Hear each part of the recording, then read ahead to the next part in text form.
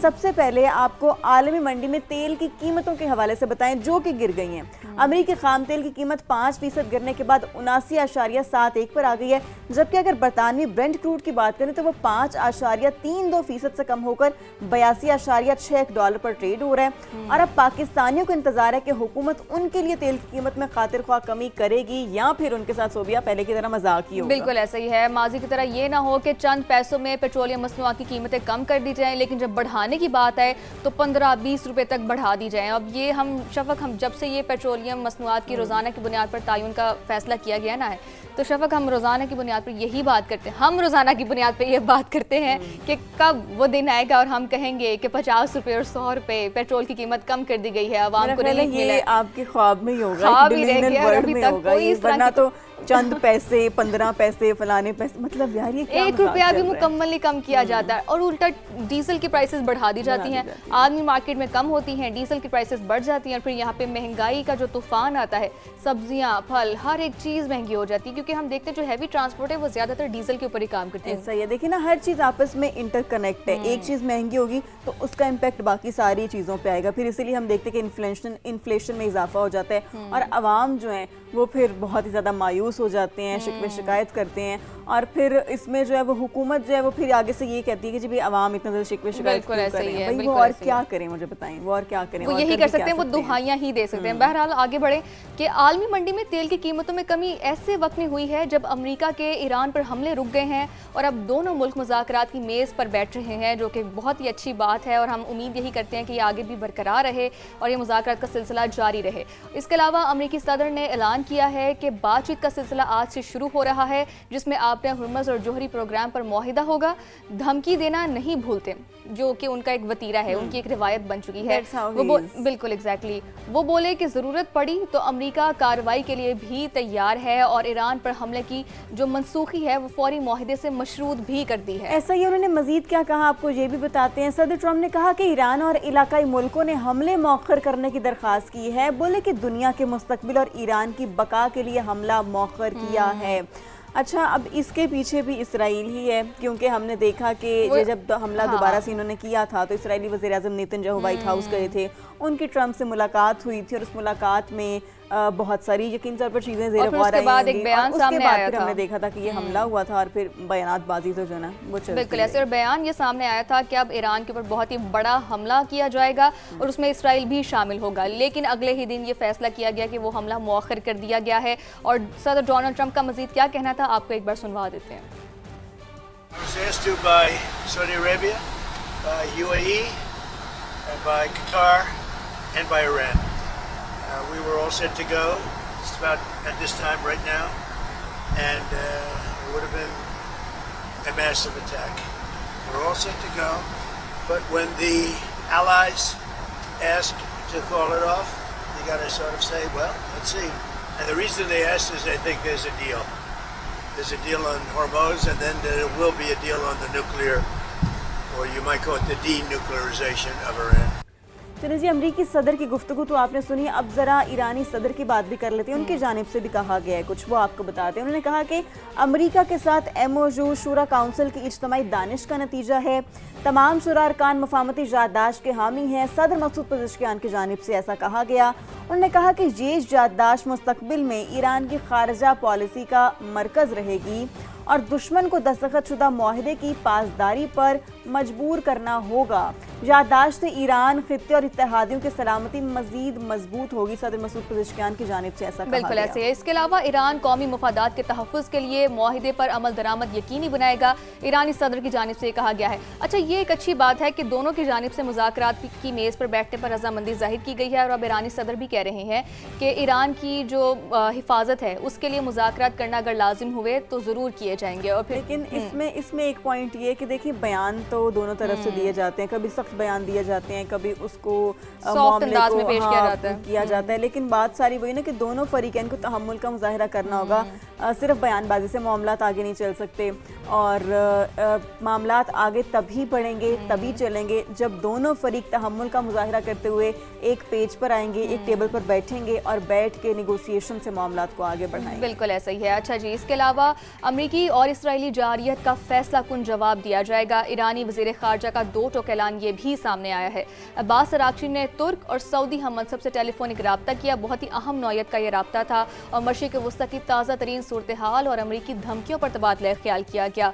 ईरानी वज़ीर ख़ारजा ने वाज़ेह किया कि अमरीकी जारहियत के हर इक़दाम का फैसला कुन जवाब देने के लिए मुकम्मल तौर पर हम तैयार हैं और ईरान अपनी सलामती और खुद मुख्तारी के तहफ़्फ़ुज़ के लिए हर इक़दाम करेगा। अच्छा, जैसा कि शफक हम पहले ही बात कर रहे थे कि बयानबाजी तो जारी है, लेकिन दूसरी जानिब जैसे कि सदर डोनाल्ड ट्रंप ने धमकी दी है तो उसी के जवाब में ये बयान भी सामने आया है ईरान की जानिब से। अमरीकी इक़दामात पूरे खित्ते की अमन और सलामती के लिए खतरा बन सकते हैं, इसमें भी कोई दो राय नहीं है। ये मामला जब से शुरू हुआ हम तब से बबांगे दोहल ये बात करते थे कि खित्ता किसी भी नए जंग का जो है ना वो मुतहम्मिल नहीं हो सकता, और यही सारे माहिरीन की जानिब से भी राय सामने आ रही थी कि अमरीकी हमले जो हैं वो खित्ते में खतरे का सबब बन सकते हैं। और डेफिनेटली इसमें हम सिर्फ ये नहीं कहें कि अमरीकी हमले, अगर अमरीका हमला करेगा फिर उसका जो है जवाब में ईरान मतलब दोनों फरीकैन की जानिब से, दोनों फरीकैन की तरफ से जो कुछ भी होगा एट द एंड खित्ता सफ़र करेगा, और हम लोग इस पोजीशन में नहीं हैं कि ये खित्ता जो है ना सफ़र मज़ीद करे। बहरहाल अब आगे बढ़ते हैं, कुछ और अंदरूनी मामलात पर नज़र डालते हैं, मुल्क के अंदर क्या कुछ चल रहा है। अफसोसनाक खबर है वो आपसे शेयर करते हैं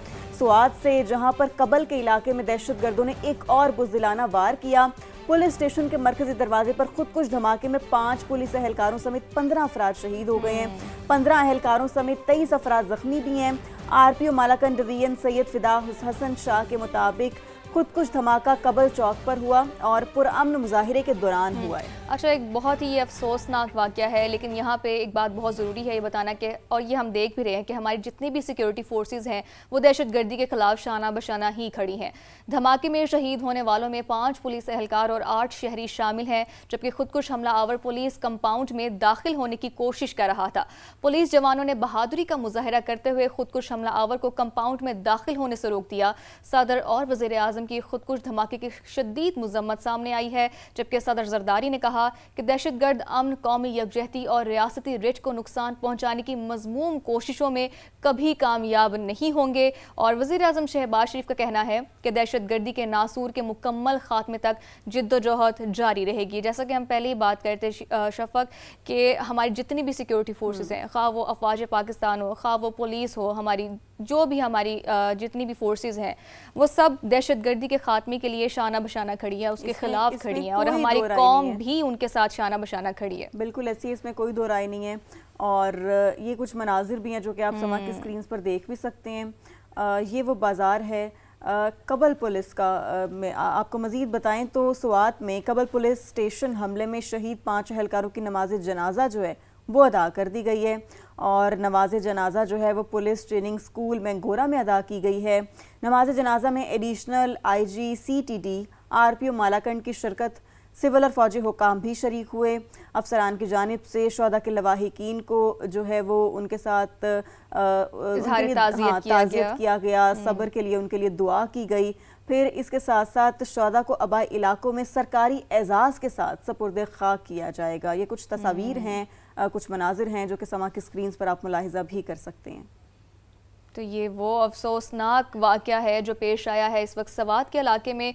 और जैसा हम पहले ही बात कर रहे थे कि जो दहशतगर्द है ना वो इस तरह के पुरअमन एहतजाज को ही निशाना बनाते हैं। उनकी कोशिश होती है कि किसी न किसी तरीके से अनरेस्ट पैदा किया जाए, सॉफ्ट टारगेट, और फिर अनरेस्ट पैदा किया जाए पाकिस्तान के अंदर। लेकिन वही बात हमारी सिक्योरिटी फोर्सेज, हमारी अफवाज पाकिस्तान, हमारी पुलिस और हमारी अवाम उनके खिलाफ हमेशा एक साथ खड़ी है। अच्छा जी, आगे बढ़े। एक और अहम इशू वो ये कि MQM पाकिस्तान में इख्तलाफात खुलकर सामने आ गए हैं। बात लफ्जी जंग से हाथापाई तक पहुंच गई है। खालिद मकबूल सिद्दीकी और मुस्तफ़ा कमाल ग्रुप आपस में ही लड़ पड़े। पार्टी इजलास के दौरान दोनों के हामियों के हाथ जो उनके दरमियान है वो हाथापाई हुई, पथराव किया गया, फायरिंग हुई और 2 अफराद जख्मी हो गए हैं। जबकि इलाके में खौफ व हरास की फ़िज़ा है। इस वक्त फारूक सत्तार के मुताबिक जो MPA हैं एजाजुल हक और रहनुमा जाकिर के साथ दूसरे ग्रुप के कारकुनों ने हाथापाई की थी। बिल्कुल ऐसे ही है। और इसके साथ साथ मंगला शर्मा और सबीन गौरी के साथ भी बदतमीज़ी की गई। तो ये दोनों की तरफ से जो है ना वो मौक़िफ़ सामने आया। खालिद मकबूल सिद्दीकी की जानिब से एक बयान दिया गया, वो आपको बताते हैं। उन्होंने कहा कि MQM के कारकुनान के दरमियान गलत फहमी हुई मजीद कहा कि कारकुनान की तकरार के बायस एक नाखुशगवार वाकया पेश आया था, वाक़े का क़यादत जायज़ा ले रही है, अब सूरत हाल बेहतर हो रही है। तो ये बयान दिया गया इस वाक़े के बाद खालिद मकबूल सिद्दीकी की जानिब से। एक बार फिर से आपको बता देते हैं, उन्होंने कहा कि MQM के कारकुनान के दरमियान गलत फहमी हुई थी और कारकुनान की तकरार के बायस एक नाखुशगवार वाकया पेश आया है, जबकि वाक़े का क़यादत जायज़ा ले रही है और इस वक्त हालात और सूरत हाल बेहतर हो चुकी है। तो ये खालिद मकबूल सिद्दीकी की जानिब से कल के वाक़े के बाद बयान सामने आया है। चलिए जी, जश्न का समा तो आपने देख लिया, अब कुछ मौसम की बात कर लेते हैं। तो लाहौर में तो बारिश होने के बावजूद भी हब्स और गर्मी ने बुरा हाल कर रखा है और गर्मी की शिद्दत 40 डिग्री से भी ज़्यादा महसूस की जा रही है। और उस पर सितम ये है कि लेस्को वालों का जब दिल करता है बिजली बंद कर देते हैं। एक तो पहले गर्मी, ऊपर से जो है ना वो मजीद अजाब तारी कर दिया जाता है और अवाम ने ये बर्दाश्त करना है। तो इसी पर ताज़ा तरीन अहवाल जान लेते हैं समा के नुमाइंदे उस्मान अलीम से। उस्मान, बताइएगा बारिश का भी कोई इम्कान है या नहीं? जी बिल्कुल, बात करें अगर लाहौर के मौसम की तो आज लाहौर में गर्मी की शिद्दत में इजाफा रिकॉर्ड किया जाएगा। महकमा मौसमियात के मुताबिक आज दर्जा हरारत ज़्यादा से ज़्यादा 35 डिग्री और कम से कम 29 डिग्री सेंटीग्रेड रिकॉर्ड किया जाएगा, जिससे यकीनी तौर पर जो गर्मी है वो बढ़ेगी। आज जो हवा में नमी का तनासुब है वो भी 85% है, जिसकी वजह से जो हब्स की कैफियत है उसमें भी इजाफे का इम्कान जाहिर किया जा रहा है। और महकमा मौसमियात के मुताबिक आज शहर के मुख्तलिफ इलाकों में वक्फे से कहीं हल्की तो कहीं तेज़ बारिश भी मुतवक्के है। आज शहर में हवाएं 6 किलोमीटर फी घंटा के हिसाब से चलेंगी, जबकि महकमा मौसमियात का ये कहना है कि जो मानसून का ये स्पेल जारी है, इसके तहत जो बारिशों का सिलसिला है ये कल तक जारी रहेगा। जी ठीक है, तो उस्मान अलीम हमें अपडेट कर रहे थे, बहुत शुक्रिया आपका। और वो यही बता रहे थे कि हब्स की कैफियत बरकरार है और उसमें इजाफे का भी इम्कान है। लेकिन महकमा मौसमियात ने यह भी बता दिया है कि लाहौर के कई इलाकों में, कुछ इलाकों में कहीं हल्की या कहीं तेज़ बारिश का भी इम्कान है। लेकिन मॉनसून की यही बात है ना कि कहीं पर हल्की बारिश है, कहीं पर तेज़ बारिश है, कहीं पर धूप है, जिसकी वजह से जो हब्स की कैफियत है उसमें इजाफा बहुत ज़्यादा हो जाता है। और साथ ही साथ उन्होंने ये भी कहा कि लाहौर का जो मौसम है वो अभी फ़िलहाल बहुत ज़्यादा अनप्रिडिक्टेबल दिखाई दे रहा है। कहीं अभी पता नहीं कि कौन से इलाके में भी बारिश है, चंद मिनट बाद ही कहीं पर धूप निकल आएगी। तो ये तमाम तर सूरत हाल है लाहौर के मॉनसून में ऐसे ही होता है। अब सिंध की बात कर लें तो सिंध में भी मॉनसून का तगड़ा स्पेल जारी है। क्या फॉरकास्ट बताया जा रहा है, क्या प्रेडिक्शन की जा रही है? इम्तियाज़ खावर ने हमें ज्वाइन किया, उनसे जानते हैं। इम्तियाज़, बताइएगा महकमा मौसमियात की जानिब से मजीद क्या बताया गया है?